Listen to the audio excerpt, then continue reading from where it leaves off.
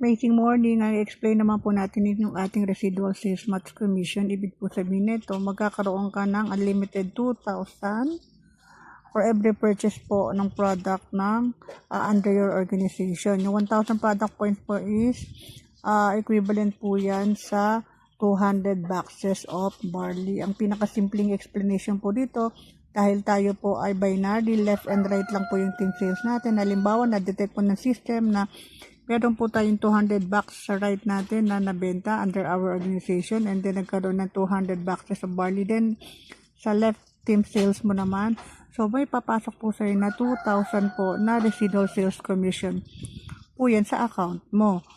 So, pero bago po yan mangyari, syempre, kailangan mag-maintain ka po first week of the month ng iyong purchase, no?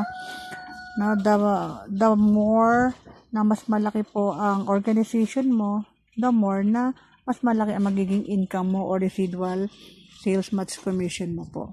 So, yun lamang po ang pinaka-simple explanation po ng ating residual sales match commission. Salamat po.